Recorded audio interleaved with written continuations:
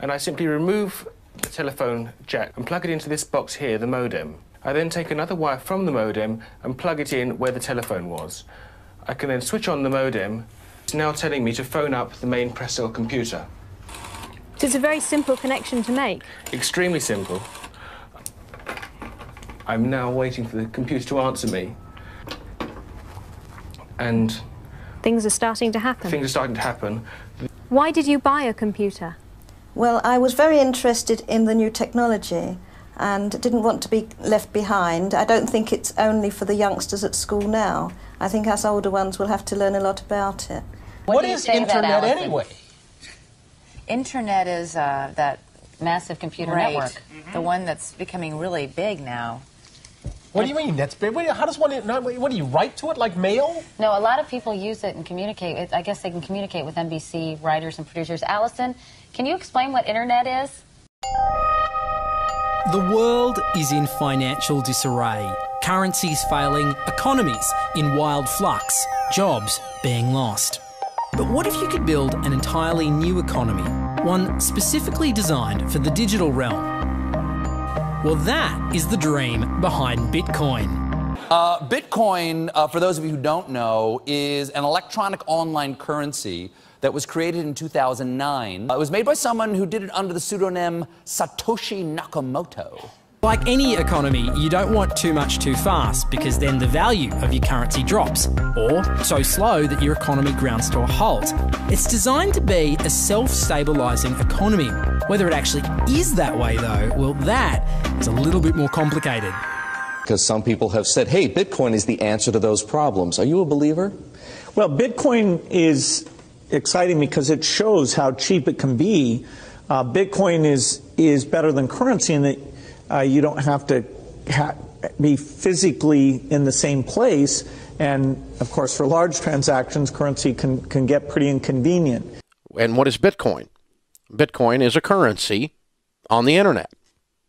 I sent 100 euros worth of Bitcoin from here in Tokyo directly to you guys through this camera, through the network, through the TV, right into your home. If I had tried to do that, send you the money with a traditional bank, it would have taken several days and probably cost 30 euros. I just did it right now with Bitcoin instantly, basically for free, and didn't have to ask anybody for permission. I didn't need a bank, I didn't need a government, I didn't need anybody. I just needed myself and you and our smartphones to do it. That's the power of Bitcoin. Wall Street is fraud, America is fraud, the world is fraud, banks are fraud, central banks are fraud. We live in an era of fraud. It's all based on fraud, and they get a percentage of the fraud. That's the business model. To suggest that there is any moral or ethical aspect to anything that's going on now is to be completely naive about the fact that we live in an era dominated by financial terrorists, jihadis of banking. They're here to kill you and themselves. They believe in an ideology, not the Quran, but Adam Smith, that they completely misread and interpret as something to justify their blowing themselves up. Janet Yellen's a terrorist! Mario Draghi's a terrorist! The Central Bank of Japan is a terrorist! These are the real terrorists! Funds received. This community is switching to what they think is a better monetary system. A system in which banks are no longer needed because payments could be made directly from one person to another. Bitcoin is fundamentally different because in Bitcoin, you don't owe anyone anything and no one owes you anything. It is not a system based on debt. It is a system based on ownership. And no one can censor it, no one can seize it, no one can freeze it. It's November the 2nd, 2008, just 6 weeks after the Lehman Brothers collapse. And all over the world, there are panicked debates about how to save the banks. Then, on a little visited web forum for cryptographers, a document appears in which a completely new monetary system is proposed.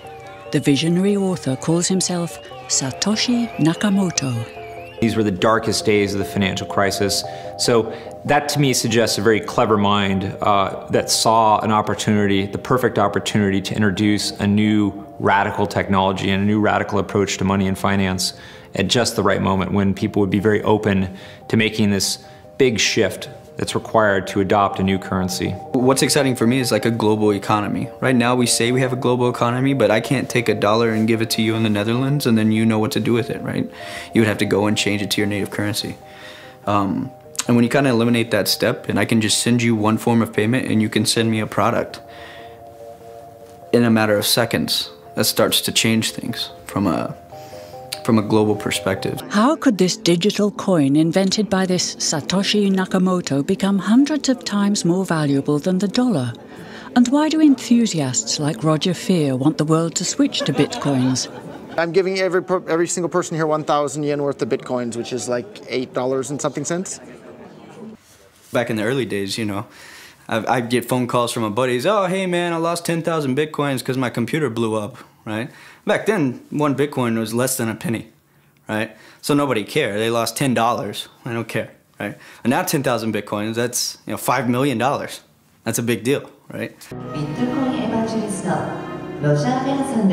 I think a lot of people are underestimating the way in which Bitcoin and the blockchain are going to change the power structures in society in general. I mean, I grew up in the US and I see all these people like, yeah, nuke everybody in the Middle East and kill them all. And then they have the former Secretary of State Madeleine Albright on 60 Minutes, one of the most popular news shows in the US. And they asked her, they said, like, there's reports that more than 500,000 Iraqi children have died as a direct result of US sanctions.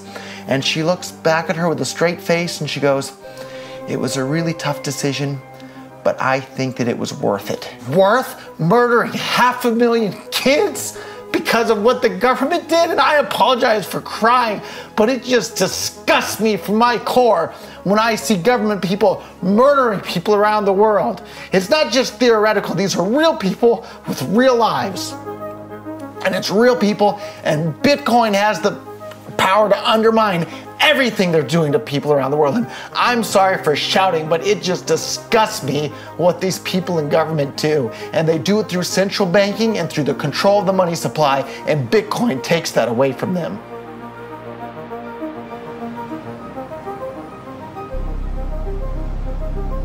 You can buy Bitcoin at the Shell station. Check it out. Good. Got $2. Hit finish. Oh. $2 Bitcoin. Just like that. From this machine. I just turned cash into digital currency.